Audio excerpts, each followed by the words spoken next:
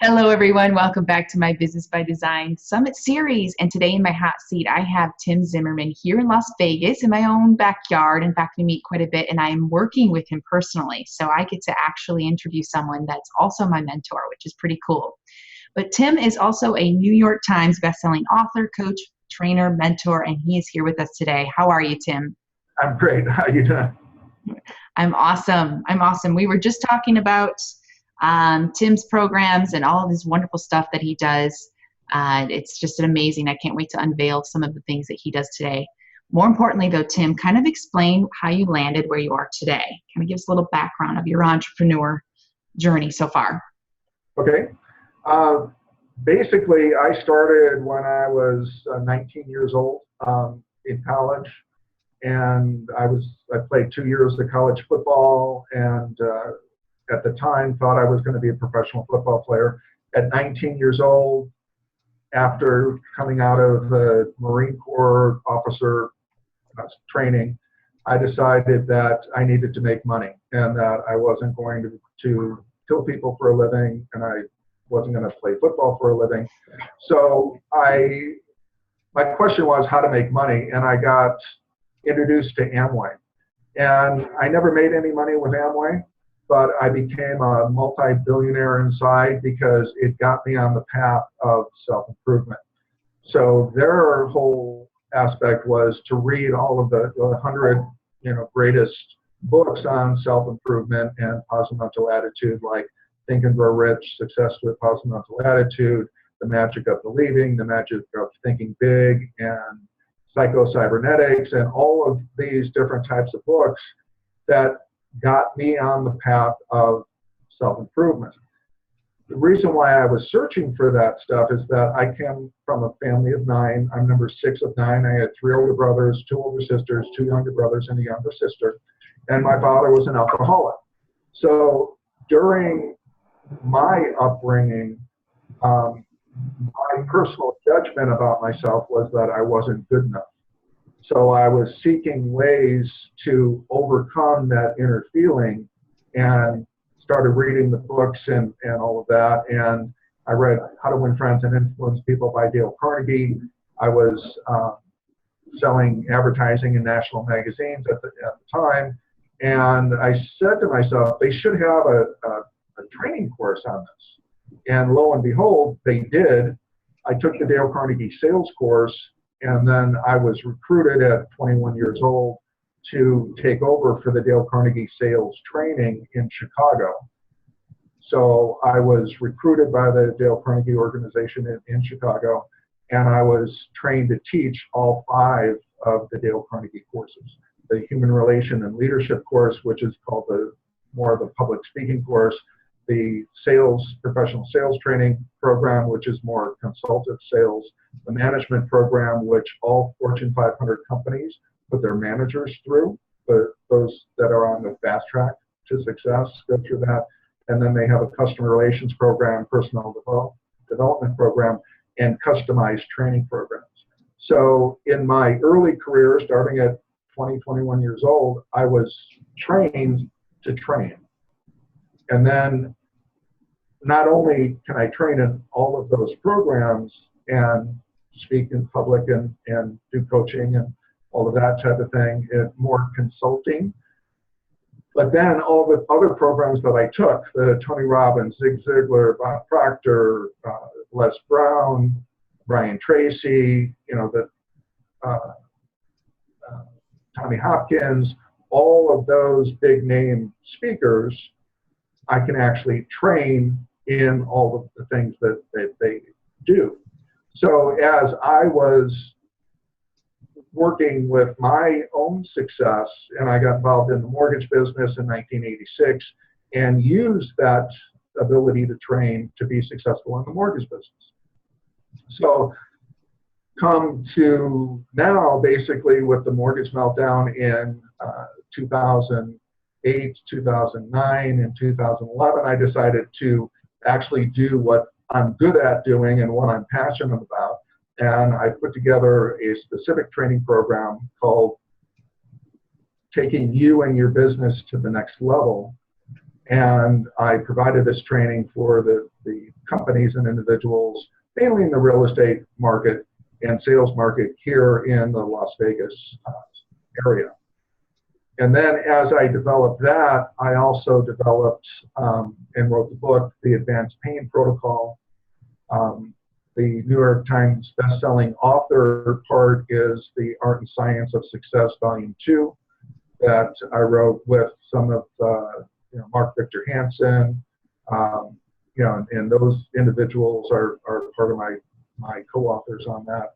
But the Advanced Pain Protocol is the story of how I personally overcame 14 years of pain in one weekend.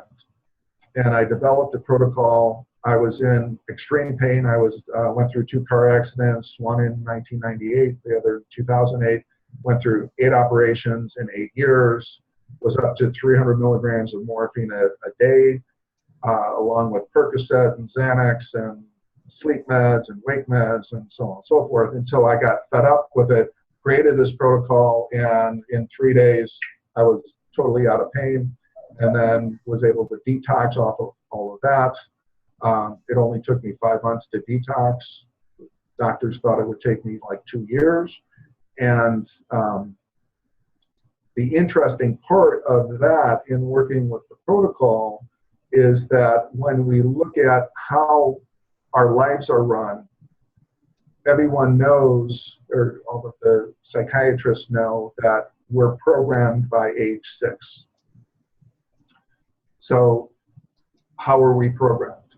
Well, we're programmed from our parents, right? Parents, siblings, aunts, uncles, grandparents by age 6. And then from 6 to 19, we create judgments, typically negative judgments, about ourselves and the world around us. So those judgments would be things like, I'm not good enough, not smart enough, handsome enough, beautiful enough, big enough, skinny enough, for some cases with gals, being unlovable, having abandonment issues. All of these different types of things create shyness, sometimes create bullying, because what happens is that when we have those judgments about ourselves, like I look back and explaining, my particular situation, in having the feeling of not being good enough, what you do is you act the opposites to try and overcome that inner feeling. So I was a jock. I played football. I wrestled, played 2 years of college ball, went into the officer candidate school, platoon leader corps in the Marines, did all of those types of things, and then got into the training to start proving to myself and to everyone around me that I was good enough. Well, what happens is it doesn't matter how much money you make or how much training you go through, that inner feeling that I wasn't good enough, that happened when I was 5 years old or 7 years old or 12 years old, whenever it was, never goes away until you actually go back into that programming and change it within that. So the big aha moment for me after creating the Advanced Pain Protocol, and I'm doing a sequel to that called the Advanced Programming Protocol, is that it's just like if you have a computer and your hard drive or your operating system, your D drive, is corrupted. And you keep on putting more and more positive stuff on top of that, trying to fix it with all this other software. No matter how much good stuff you put into it, whatever the bells and whistles are, that operating system is corrupted. So instead of doing that, the protocol that I developed is actually the ability to go back into when you made the decision at 5 years old or 7 years old or 12 years old that you weren't good enough, or that your life was going to be shit, or that you don't deserve success, or whatever it was, to go into those times and eliminate it and neutralize that belief and change it to what you want it to be. And when you do that, then your unconscious subconscious is actually working towards your success. You actually get out of your own way and things become much easier. With the clients that I've worked with, one individual, Richard Lee, I mentioned his name because he actually did a video on my website. Basically, we worked on something that bothered him for 25 years. And I said, Richard, I want to teach you this technique. Does anything bother you? He said, yeah, something bothers me every day for 25 years. I said, well, you can tell me what it is or not. I've heard about everything, but telling me doesn't affect the protocol. Do you want to tell me or not? He goes, no, I don't want to tell you. So I said, fine. We do the protocol. 10, 15 minutes later, I say, Richard, go back to the thing that bothered you and tell me if it still bothers you. He goes, what do you mean? I said, well, we just did this technique to overcome something that bothered you for 25 years. You didn't tell me what it was, but go back to that and see if it bothers you. He goes, what do you mean? I said, Richard. See, he's a buddy of mine, so I thought he was screwing around with me. I said, Richard, the thing that bothered you, go back to the situation and I want to make sure that it doesn't bother you anymore. He goes, Tim, what are you talking about? It was completely gone. So when I talk about these negative things being eliminated, that's an example of it where the memory is totally gone. The other way is that it's neutralized, where you can be in the most dramatic or traumatic situation that you've experienced, and instead of that freaking you out or making you emotional and crying and everything like that, it actually neutralizes it to the extent where you don't have that emotional reaction to it. And the other thing that can happen is that it can change. And that's one of the traumatic situations with me personally that happened at 5 years old, actually changed to a whole different aspect. So when I explained that particular experience of the memory changing, in explaining it, you have the one memory and then you have a changed memory. And the question is, which one is real? Right? Right. So I told you the circumstance. I mean, I could go through it. It takes a little bit longer to actually discuss it. But the question is, if you have a memory and then you use this technique and the memory changes, which memory is real? And some people say, well, the original memory. Other people say, well, the one that it changed to. And in reality, neither are real, because all of it is happening in your mind. Mm. And for a lot of people that are going through drama, what I call traps and triggers, it's just an incredible thing to be able to see it in this way and actually reprogram their base operating system. And how I explain it, I don't know if you want me to go into this right now. Go for it. Can you see this? Yes. Okay. So basically what I go through with everyone is that we all have two situations in our life. One is the as-is situation, and the other is the could be, should be, want to be situation. So here we are now. This is what we want in our life. So how do we get from where we are now to where we want? Well, we actually create a plan of action. Sorry, I thought I had that written up there. We actually create a plan of action to get from where we are now to where we want to be, right? So we might use the 7 steps of planning, planning, organizing, delegating, controlling, creative thinking, all of the, the management type stuff. And we start on the ladder to success, right? Because we figure that could be, should be, want to be situation is really where our success is. And we start climbing the ladder and we start hitting speed bumps. Well, when you hit the first speed bump, what happens?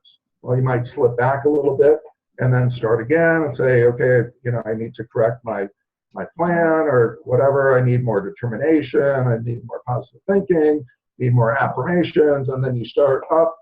By the third or fourth speed bump, some people hit the wall, and I call it like the game Chutes and Ladders. Mm-hmm. You have to take the chute down to your base programming, which is your BS. So what is BS? Well, I like to say bullshit, but I know it's your belief system. So BS stands for your belief system and judgments. Typically your negative belief system and judgments. So what happens is that you fall down to that and you say, you know, why am I such a failure? Why do things never work for me? Why? You're whining about all this stuff that isn't working out. Well, why isn't it working out? Well, because your belief system is that you don't deserve it, or you're not good enough, or you're not smart enough, or you're stupid, or you're a failure. However you got brought up comes up in this. And then we have what I call traps and triggers. So, for instance, have any of you out there been in a situation where you ask someone a question or you make a comment and all of a sudden your head gets bitten off? Okay? Mm-hmm. I call it the pass the salt syndrome. You ask to pass the salt and someone goes, oh, you disrespected me, or why do you talk like that all the time? And, you know, are notorious for that. And they go off to someone, male or female, goes off to the races, and is it really the fault of the person that asked to pass the salt? Most people who go off say that, yeah, it was that person. They disrespected me. Well, in my mind, it's really not. It's something happened in your belief system as you were growing up, and a father, mother, sister, brother, aunt, uncle talked with you in that way. You took it as being disrespectful, and it got stuck in your subconscious, unconscious. Now, most of the time, and up till now, in my understanding, no one has really said, well, we can go back into your unconscious, subconscious for the experience that you had at 3 years old, or 5 years old, or 7 years old, or 12 years old, and we can reprogram that. I've gone through most every training program that's available, you know, in the world, you know, and I've been to India and Egypt and, you know, studied advanced, ancient techniques, mind control, thought control, so on and so forth. I've been through 5 Tibetan empowerments, 2 with the Dalai Lama. I've done more than most everyone else. Just believe me, I have 1,000 of hours, okay? And no one has ever said we can go in and change that. No one. Right. You know, most of the trainers who are very good, you know, when they talk about working with the unconscious, subconscious, they talk about creative visualization, affirmations, alpha theta thinking, meditation, so on and so forth. But what all of that is that's throwing positive on top of the negative programming. The protocol that I've developed is actually getting into the belief system and changing it from the negative to the positive right there. And then when that happens, an interesting thing develops, is the as-is situation. All of this gets bigger, it becomes positive. So when you're looking at getting to your could be, should be, wanna be, actually it's a downhill battle rather than the uphill battle. And that's where clients of mine have said that the training that I do is life-changing, and they double, triple, and quadruple their production and income as a result very easily. I've had clients that say, you know, I had lofty goals after, you know, during the training, we work on goal setting. Have lofty goals, and within weeks, I attained those goals and had to double them and then double them again. So that's kind of the neat thing for me, and the exciting thing for me is that it's definitely cutting edge, if you will, and it works. And I don't I don't tell people that they need to believe me just to believe me. Once they actually practice the protocol and do the proprietary things that we work on, they see it for themselves. I love it. I love your chutes and ladders drawing. It makes perfect sense. Of course, you did that pre ahead of time, where when we were at a restaurant, you were drawing upside down, which was even more impressive. So it's all good. It's all good. But it creates that visualization that we need to see exactly what happens is, oh, I'm a failure. And then you slide back down. I've seen this with clients lots of times. They expect everything to work the first try. And if it doesn't, it's just a shit show of, oh, back to age 4 when this didn't happen. And then just kind of that spiral of yucky energy. I have a question, though, for you, Tim, because this happens, too, especially when I talk to people about, being programmed by the age 6. Most people, and I'm sure you've heard this, too, say, I don't remember anything from age 6 or younger. How do I even unglue that shit if I can't remember it in the first place? So what's your suggestion around that? Because I know I've obviously struggled in that area. I've got some that are pretty clear at age 4 and 5, but not everybody's got that stuff stamped in their head like I do. Well, one of the things that got developed from my personal experience was what I call the timeline lifeline. So basically what I have people do is on a piece of paper, and I'll draw this real quick. On a piece of paper,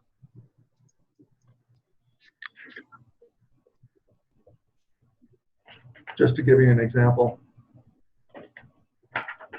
On a piece of paper, can you see that? Yeah. Okay. On a piece of paper, just draw a line down the middle of it. And here is 0 when you were born and your age now. And then click off 5-year increments. Because we know that at age 5, we're typically in kindergarten. Age 6, we're in first grade. By whatever age, we're in grammar school, and then we start high school. 4 years, we graduate from high school and then go to college, so on and so forth. So we start filling this out with the stuff that we know, the major events. Now, there could be deaths in the family. There could be different incidents that you do remember. And you go back and you say, okay, well, we moved from here, we went to here. Well, how did you feel about that? Well, I lost all of my friends, and so on and so forth. And we go through it all. As you start filling this out, your memory comes back on the negative traumatic experiences typically, okay? So big question is that how does that affect you today? For instance, one of the things that I talk with salespeople about, and to a certain extent, we're all salespeople, and in business, we're selling ourselves and we're selling our ideas. Well, one of the things that with salespeople and business people is that they get rejected. That's just part of it. People aren't interested. And I can go through the 5 attitudes a prospect goes through during the course of the sale and how to overcome those attitudes like rejection, indifference, skepticism, procrastination, and fear. Most salespeople will understand those things. And then I can train people on the 10 ways of overcoming rejection and how to create interest and so on and so forth. Yet,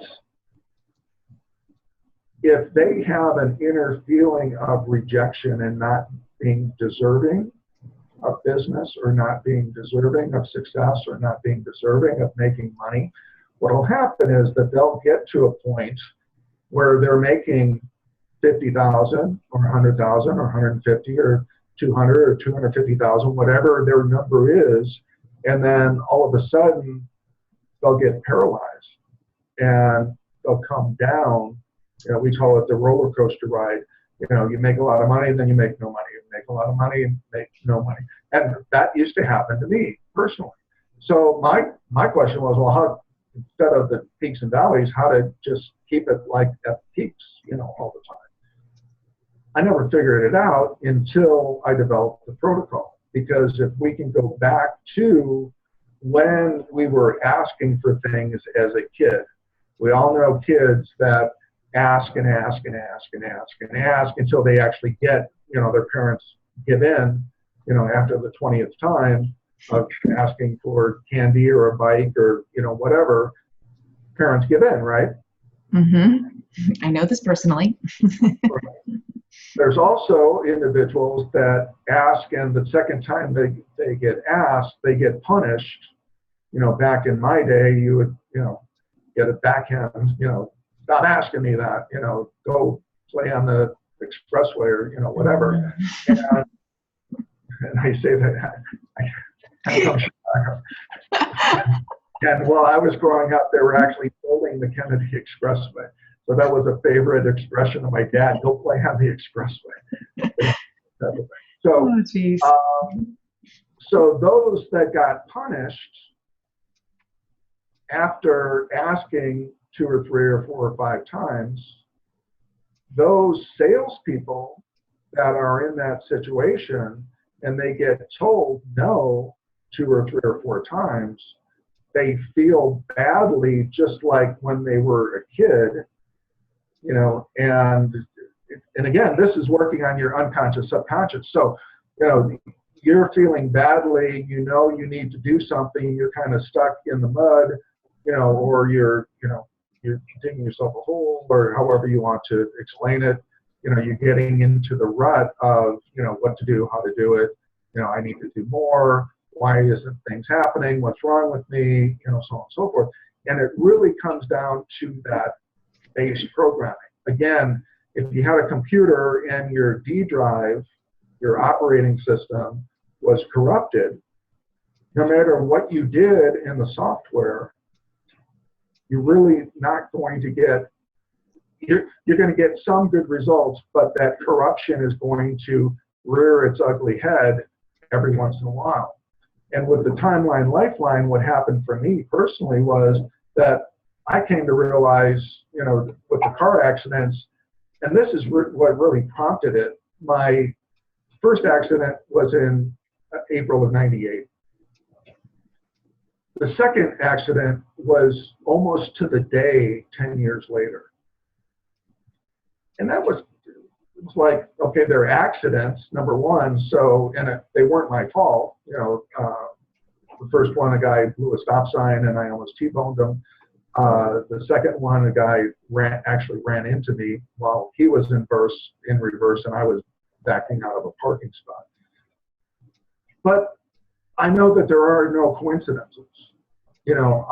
I work on how we manifest in our life and work through the 5 laws of manifestation and all of those types of things. So I know that whether or not we believe it or not, or think about it in this way or not, we are in full control of our lives. And at the very least, we're there, so it has to be within our consciousness that something happens, no matter how bad it is.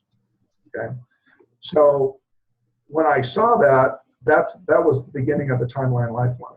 And then I filled in the other things, and then the major events in my life, the different training that I went through. But I got married in 1981, and then it was like, okay, I got married a second time. Well, that was in 91. That's interesting. I got married a third time. That was in 2001. So every 10, and I almost got married in 2011, but I was actually working on these techniques during that time and didn't get married, didn't feel the need to be married. So that was interesting. And then you look at that, and then so every 10 years there has to be a breakup, and all of that was in 10-year increments. And then my successes were here, and making money, not making money, and I've had great successes. But I've also had times where no matter what I did, I made no money. So what was all of that about? So within all of that, I could actually go to the first time and see where, like the feeling of not being good enough. It's just like, I bring up, why do men cheat? Well, it has nothing to do with their girlfriends or their spouses or anything like that. it's a feeling within themselves that they're not being fulfilled, and it has nothing to do with their significant other. It has to do with the feeling within themselves. They try to overcome that feeling by having a success. Once that success happens, there's no other feeling for that, because the feeling doesn't go away, because the feeling is in their unconscious, subconscious. Okay, so whether male or female, it's the same thing. It's just like if a female has the feeling of being unlovable, typically what she'll do is project the opposite or do the opposite, so she's helpful to everyone in every way that she can. In many cases, to the detriment of herself. She'll do things for the family, do things for her husband, do things for the community. She's doing, and then she says nobody appreciates her. Well, the reason why she's saying that is because that inner feeling is still there. Or you look at the celebrity syndrome or the multimillionaire syndrome. Celebrity syndrome is that, like Robin Williams, you have a family that loves you, millions of fans that love you, you have money, you have the houses, you have the cars, so on and so forth. You look at your life and you're still unfulfilled. You thought those things were going to fulfill you, but they really didn't. So in an act of despair, they kill themselves. Or you look at multimillionaires like UBS, the financial services, did a study of 2,200 multimillionaires. They said, what do you need to have to feel successful or to feel comfortable? And they all, 67%, I think it was, said to double their holdings. So if they had 2 million, they needed 4 million. If they had 20 million, they needed 40 million to feel comfortable. Well, what is that? Do you think that if they had another 2 million or 20 million, that they would feel comfortable? Probably not. Yeah. The answer is no. It's all because of within themselves. And the judgments and the negative judgments that they have within themselves, and they're trying to prove themselves, whether it's to prove themselves from their father that told them that they were a loser, or a teacher that said you'll never get anywhere in life, or you have to finish college to become successful, like Steve Jobs, or any of the other multimillionaires you look at Think and Grow Rich.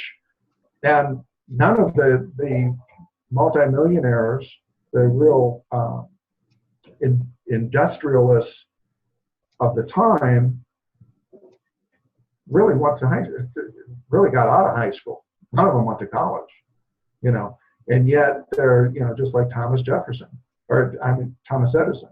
All of those individuals were using their creative juices to create and then to make money from their creations.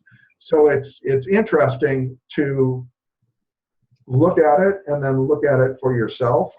And again, whether it's that you're not good enough, or you're unlovable, or you have abandonment issues, or you don't like men, whether you're a guy and you don't like men because, like for me,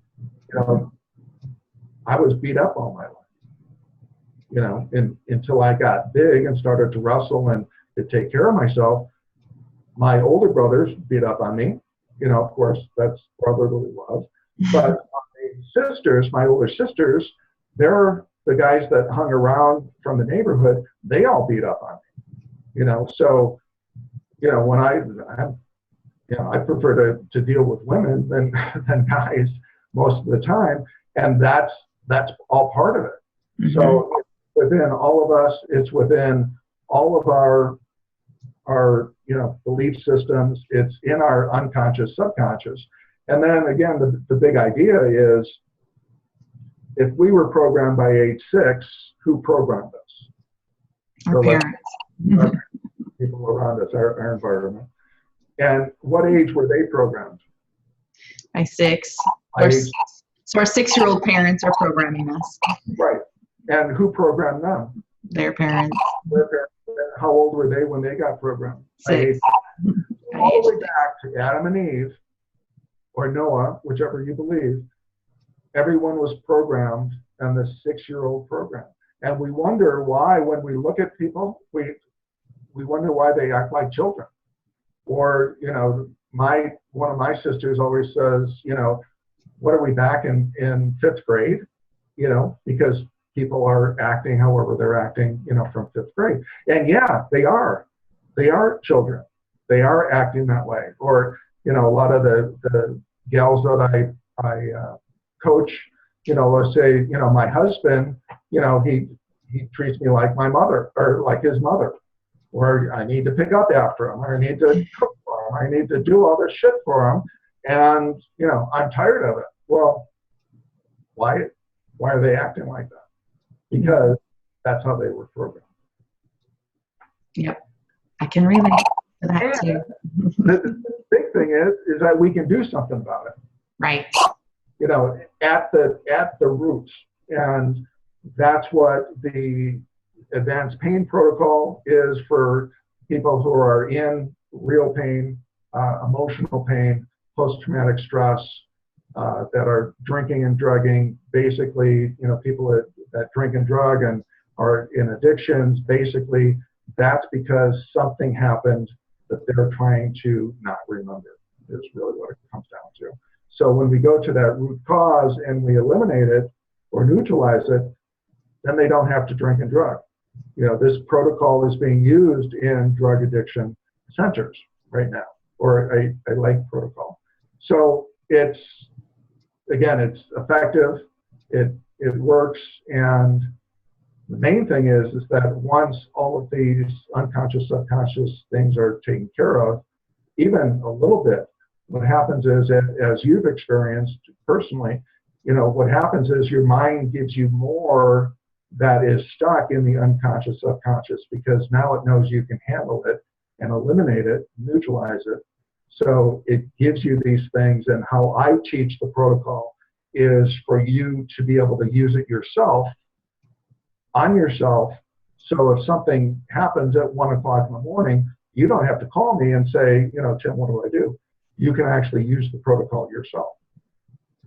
Right. And then we just tell you about it because we're like, wow, I can't believe this showed up for me today. And the good thing is, you know, when those things happen, is to actually write them down on your timeline, lifeline, you know, to remember to use the protocol on it. Typically, you would use the protocol right then on it. In some cases, you forget that you did that. So it's always good to journal. It's always good to write it down, because in a year, 2 years, 5 years, 10 years down the road, you can look back and say, oh yeah, that's right, I took care of that. Mm-hmm. Now, the other aspect of the protocol is to make sure that you get to the first time that something happened, that you made a decision or you made a judgment, because if you go to the first time, that actually neutralizes the trigger. So if something comes up and you say, oh, okay, I'm going to use the protocol on this, you do it, but a similar thing comes up, that means that the first time hasn't been eliminated and neutralized. Right. Okay?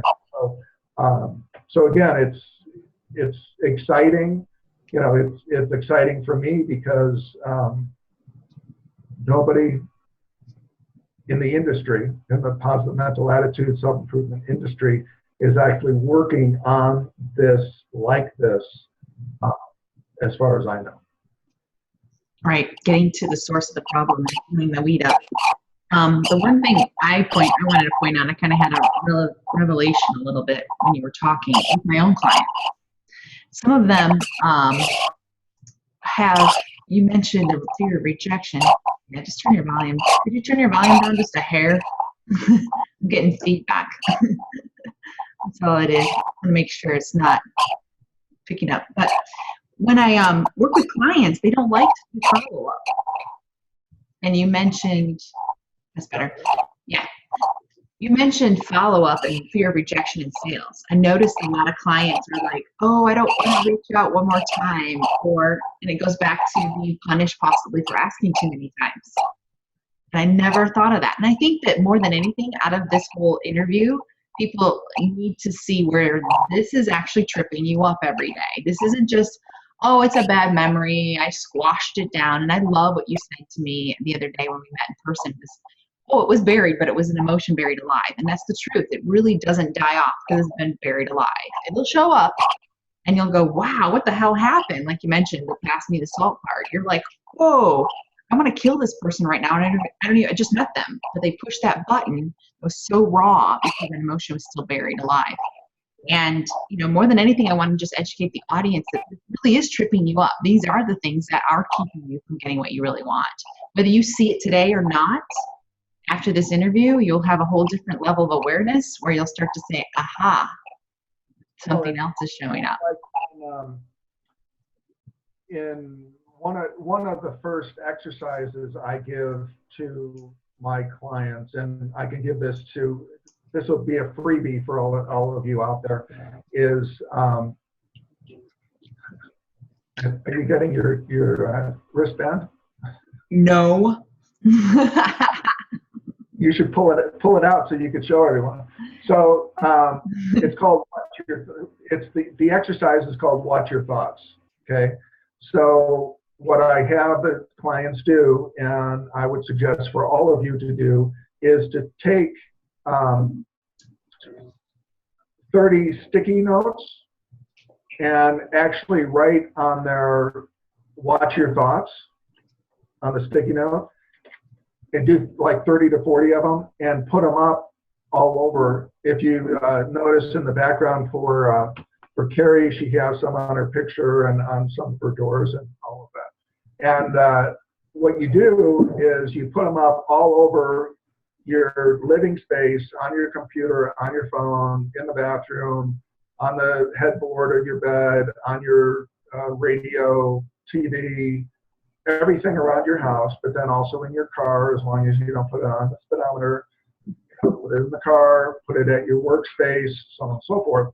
And the exercise is that every time you see the sticky that says watch your thoughts on it, you actually take a moment and look at your thoughts like they're clouds in the sky. Remember when you were a kid and you actually looked at clouds and you said, well, that one looks like, a bunny, or that one looks like a wolf, or, whatever the case may be, like a horse or whatever. You actually take a moment and just watch what your thoughts are. And by doing that, what happens is that it's typically I have people do that for at least a week before I give them the second part to it. And then once they get the second part, it is like one of the most profound things that they found in their life. So the first part is profound. Even when people get the second part, they normally continue to do the first part, the watch your thoughts, and I have clients that have been doing that for years. Excuse me. So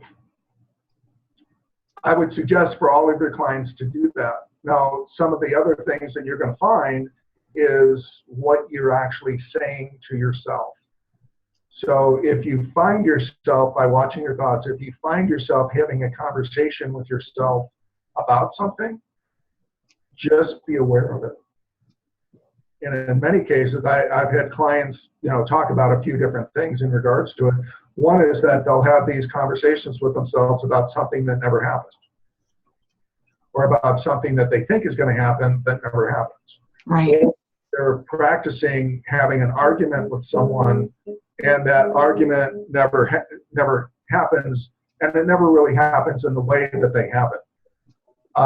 Or if something pisses you off, or you get negative comments to yourself about yourself, or negative comments about other people. Basically what that is, that's all about yourself. That's all what's going on in your unconscious, subconscious mind. That's one of the things when we talk about, when I'm in a class, I'll say to everyone in the class, how many of you believe what psychiatrists say, that when you see things that you like in other people, it's really things about yourself that you like? And I'll say, how many, raise your hand. And everyone raises their hand. And then I say, okay, how many of you believe the other side of that coin, that when you see things that you don't like in other people, it's really things about yourself that you don't like? And everyone goes, oh, no, that's not the case. Those people are assholes, or, whatever the case may be. But when it really comes down to it, if something bothers you, if something is a trigger inside of you, it's because of you. There's other people where that same thing would happen to, and they're not bothered by it. Or you look at divorce, two people get divorced, one person is ecstatic, the other person is devastated. Well, why? It's all perception. It's all how they think of it and how they make it mean to them. If they're in a relationship and they get rejected, right? Right. Well, rejection might be back to when, they were a year and a half old and their brother or sister was born and took their place on their mother's bosom. It can be as basic as that. And I see that many, many times with sibling rivalries. I'll talk to someone and say, oh yeah, I hate my sister, I hate my brother. And, one client was saying that his brother didn't want him to be at his wedding because he didn't want to take his thunder. He didn't want to take his thunder. Okay, so I asked, it just came to mind, how old was he when you were born again? And he was like 1 year old. One and a half years old. So that specifically, he was replaced by my client and wasn't given the nourishment that he felt he needed at a 1.5-year-old. So he got the plastic bottle, without the heartbeat, without the warmth, without the cuddling, where my client actually, got the boob and got nourishment and everything like that. And that stayed with him throughout his life. And my client, I don't know what his problem is. I like him fine, but they've had this disconnect most of their life. Very interesting. Yes. My sister that's older than me is 7 years older, and she resented me she was the baby for 7 years before Carrie showed up. So I stole the thunder big time. Right. Just little stuff as you're growing up, you feel that. Right. You got all of the attention instead of her. Right. Something changed. But, the beautiful part, like you said, despite of all that, our family's very close. And it will be even closer as we both work on ourselves. So, right. And that's really the neat thing about it, is that a lot of people don't want to admit. I say in the past, just within the last month or whatever, there was no way to really overcome that. Most people would say, well, that's who I am. That's how I grew up. There's nothing I can do about it. Well, now there's stuff that we can do about it. If you have resentments about anyone, mother, daughter, sister, brother, aunt, uncle, whomever, we can go back and fix it because it's not about them. And then you say, well, they did this and they did. Well, if it didn't bother you personally, then it wouldn't bother you. If you didn't have this particular judgment about yourself or about them, it's like the same client that I was talking about had an uncle. I said, okay, well, what's the deal with your uncle? Well, I hate him. Well, why do you hate him? Well, my mother talked bad about him my whole life. Like, did you ever sit down and talk about it? He goes, yeah, I did once. And I said, what happened? Oh, we had an hour conversation, and he took a real interest in what I was doing with, my bands and everything like that. I thought he was a real nice guy. Okay. So you had a situation where you physically talked with him, and he was a great guy, but you hate him. What is that? All that it is something that got stuck in the subconscious, unconscious, in our organs, in our memories, within our nerves and muscles, that once you go back and unstuck it, basically you neutralize it and eliminate it, then you don't have those feelings anymore. It's an amazing thing. And then I've had clients that say, okay, I feel better about this. I feel better about my parents. They're searching for the feelings. I see them searching. Okay.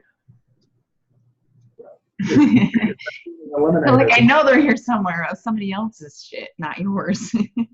Yeah. Well, they're searching, and I say, is it gone? And they go, well, yeah. And then they're searching and searching, and they go, how long does this last?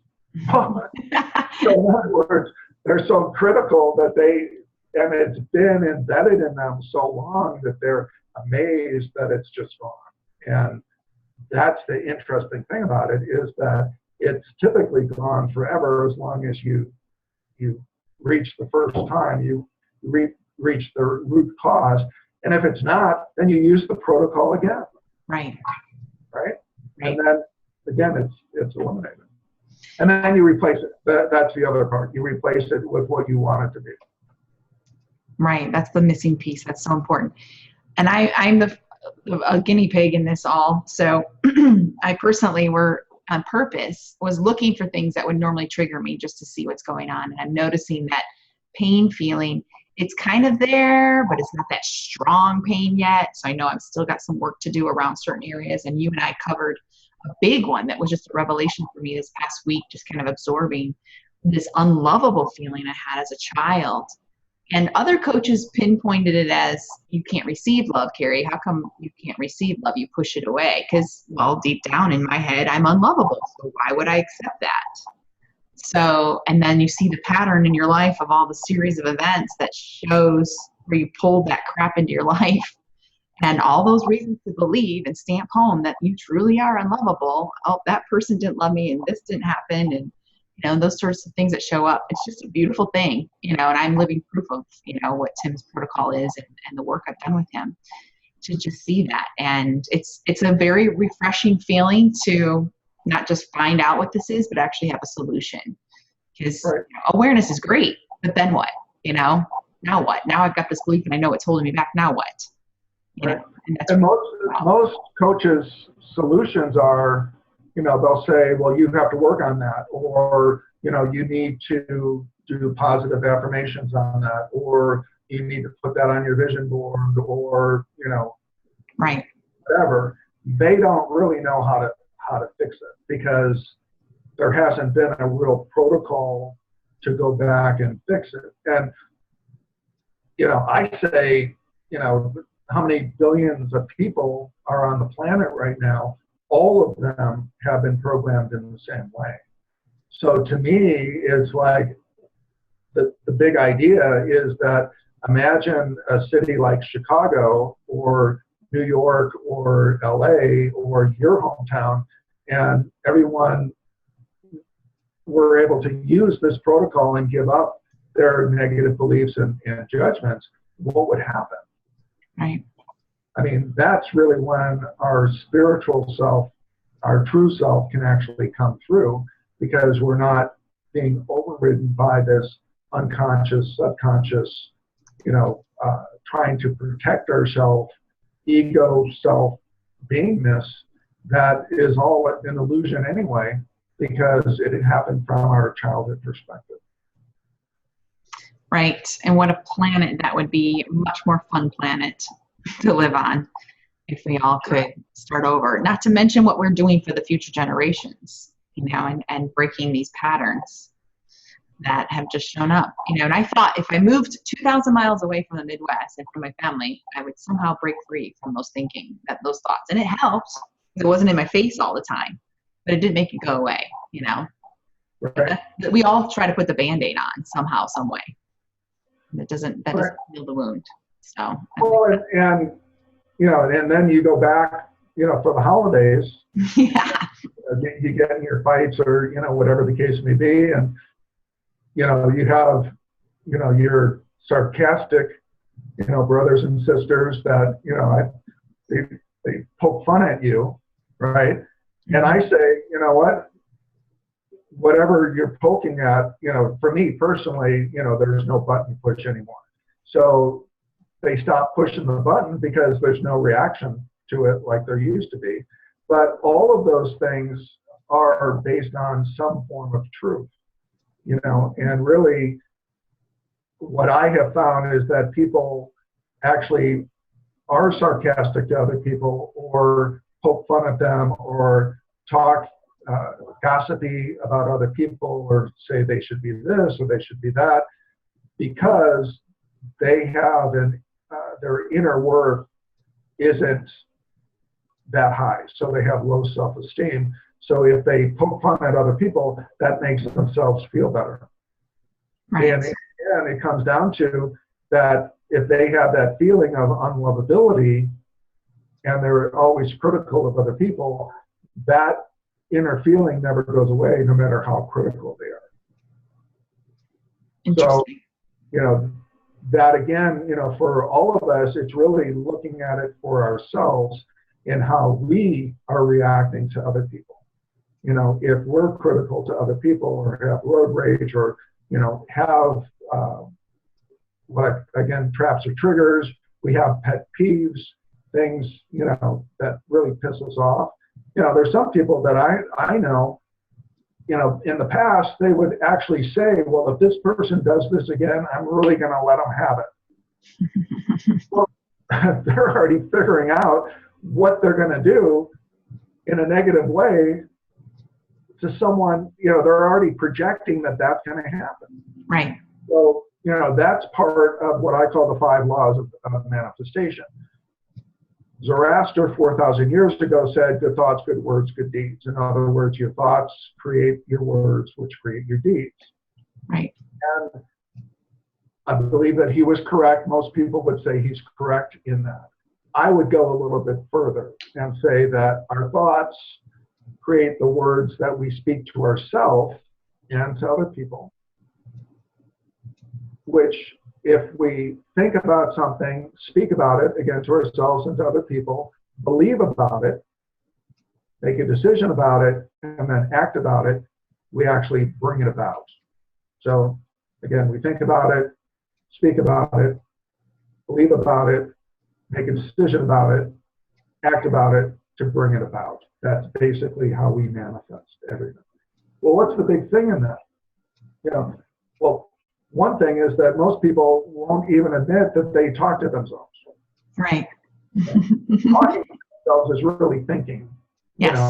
So Out we're loud. thinking about it, we're talking to ourselves, we're having this whole conversation in many cases. Most people won't even say that they do that. Okay, Right. so the first thing is awareness, being aware of your thoughts and thinking process. And then the other big thing is belief. If you don't believe you deserve success, are you going to be successful?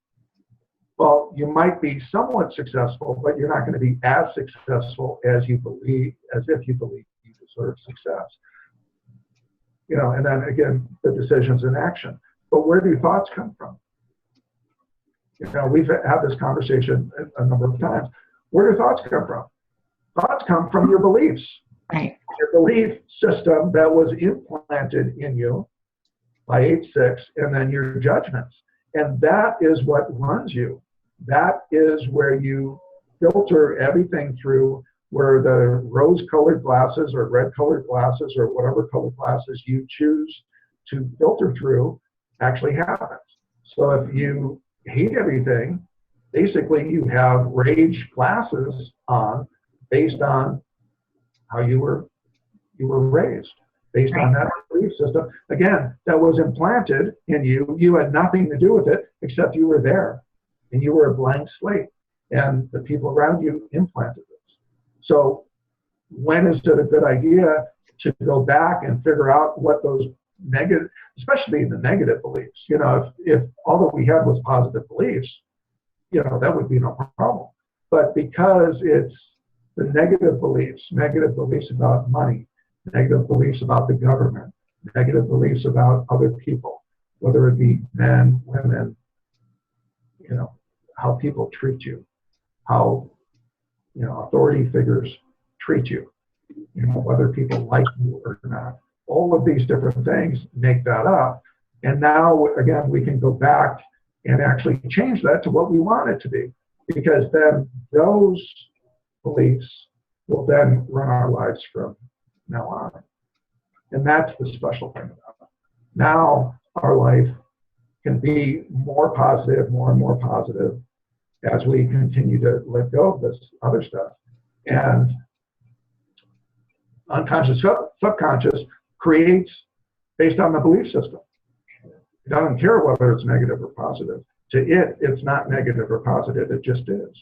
So we, from our adult perspective, need to go back in and actually change it to what we really want it to be. And then it runs our life according to that. And that's the beautiful part about it, because then everything becomes automatic. Right. That's the good news. Yes. That's the good news.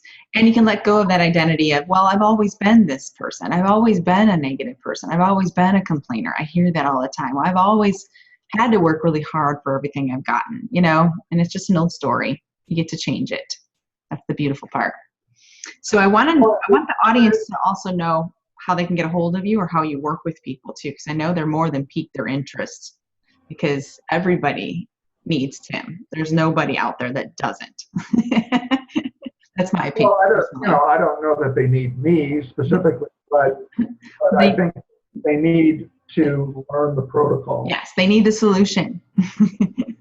Right. So, so the book, the Advanced Pain Protocol, which is on Amazon right now, is available, and you can buy it. And I actually have the protocol in that. Actually, I did that book in 4 parts, and you can buy, each of the 4 parts, and it has some great stuff in it. There's a lot of profound stuff in that. Very, very good stuff. I'm working on a sequel that I'm calling the Advanced Programming Protocol, which kind of explains the real aha moment that I had where, this is really true for everyone. And, we all can go back and take care of it ourselves. And there's other ways to take care of it. You can do NLP or do hypnotherapy or do, 20 years of psychoanalysis. The reason I like this protocol is that you can do it for yourself, with yourself. So you don't need me there. Once you learn it and start getting into the habit of doing it, then you can do it for yourself. And then everything changes. It's just like, in the goal setting stuff that I do, even my goal setting stuff is advanced. Most everyone does goal setting in a certain way. My goal setting is an advanced version that actually gets you to look at what is really important in your life. Not just what your goal is, right now. The other aspects, the 7 steps of planning, how to organize, your company, yourself, and all of those things. All of that is all best practices, Fortune 500 company type stuff. So the book itself is a great workbook. I actually built it as a workbook. Here's a copy of it. Okay. So, and it's actually 288 pages, and it's all great stuff. But the protocol itself, I'm working on, again, the book, the Advanced Programming Protocol, which should be done within a week. And then I'm working on a video series that Carrie is actually going to help me market to globally. So I'm looking forward to that. Very cool, very cool. So what is the best way to connect with you personally, Tim? Should we find you on Facebook? Should we look on your website? What's the best way to connect if anyone's wanting to start these first steps? Right now, if someone actually sees this for themselves and sees the importance of it for themselves, they can call me directly, and I do coaching sessions in regards to this. And they can reach me on my cell phone. I'm here in Las Vegas. My cell phone number is area code 928-486-5851. You can email me at my name at Gmail. It's Tim, middle initial E, Zimmerman, Zimmerman @gmail.com. No spaces, no dots or anything like that. Just Tim E. Zimmerman @gmail.com. I am on Facebook. My company name is SM3 Success Seminars. You can actually go to sm3success.com. And on there, I have different programs that I can do. I can do corporate programs, small companies, large companies. It doesn't matter to me. I'm proficient in all of that. And how I do my coaching is it's customized to the individual, but we go through specific exercises. So it's not just me like a talking head like here. It's actually specific exercises for you to do as a client to get you through the steps of this understanding and to overcome all of it. And in many cases, just like, there's nobody else that is talking about Timeline Lifeline, but it's really the analysis of this and us working together, and me saying, like with one client, he moved here from Venezuela when he was 16 years old. And, he had said, well, I worked, about my past and my childhood and so on and so forth, which was kind of interesting to me. And because when people say that, that means they don't want to talk about it. Okay, so I knew something was there. So I just asked an innocent question. I think it was our 4th session. And I said, what prompted you to move to the United States? And he was totally broken down, couldn't even talk. And the tears were running down and so on and so forth. And we worked on the protocol through it, so the emotional upsetness was gone and so on and so forth. I said, what was it? And it happened that his mother beat him almost to death with a broom he doesn't even know why. And he was under the cot in his kitchen for 2 days, afraid of his mother and healing from the beating. Okay. Now the question is, do you think that affected how he looked at women? Of course. And he treated women like his mother in that he was afraid of them. Those who are, from of Latin descent, typically everyone is strong. There's strong woman, strong man. A strong woman wants a strong man. Well, he couldn't provide that because he was afraid of a strong woman, because in his unconscious, subconscious, they represented his mother. So once we actually neutralized and eliminated that for him, his relationship with his wife just blossomed, because now he could be the man that she wanted him to be, fully, and he could be who he really wanted to be, and those are the incredible stories that I just love. That, that's what gives me goosebumps. And, I don't know what it is for each individual, but it's going to be something, because we all have it. Mm-hmm. And you get to be on the sidelines as you change their life. How fun is that? Like getting a row seat. That's the best part of coaching. And actually, the other aspect about it is that it's really easy. Wouldn't you say, the protocol? Yeah. Oh, absolutely. Absolutely. Yeah. Yeah. And once you start getting into the habit of doing it, you're actually, I do it all the time, whether I'm, driving or talking to people. And you even taught me how to do it mentally, so it's all good. You can do it invisibly if someone's pissing you off in front of you, and you don't want to actually show them that, you can actually do it invisibly. Yes. And it works. And that's kind of the funny thing about it. It still works. Right. Right. It's very powerful. Well, I want to conclude today, and thank you so much for spending time with us and just sharing this amazing protocol. Is your legacy. You know, you get to just pass it on and heal people with it. It's just a beautiful thing all by itself. And I am grateful that I've met you as well. So with that being said, thank you so much, Tim, for being a part of our business. Let me do a reminder. I will. Yes. Go ahead. All right. Are we done? No. You can have final thoughts. Okay, the reminder for everyone is to do the watch your thoughts exercise. Just doing that exercise is going to help you so much. Every one of my clients has done it, has continued to do it. Typically, if you're a client of mine, I don't know, Carrie, if you have the wristband handy, but typically I have people wear a wristband that says watch your thoughts on it, because then it's a constant reminder to watch your thoughts. So again, call me, I'll tell you more about it, and we'll help you create the base of success that you need in your unconscious, subconscious, so the rest of your success happens very easily. Absolutely. So step one, guys, watch your thoughts, put those Post-it notes up, and reach out to Tim if you're interested in moving to the next step. So with that being said, I'm going to let everybody go. Thanks again, Tim, for your time today, and big hugs and lots of love to everyone for joining us today. Okay, thank you.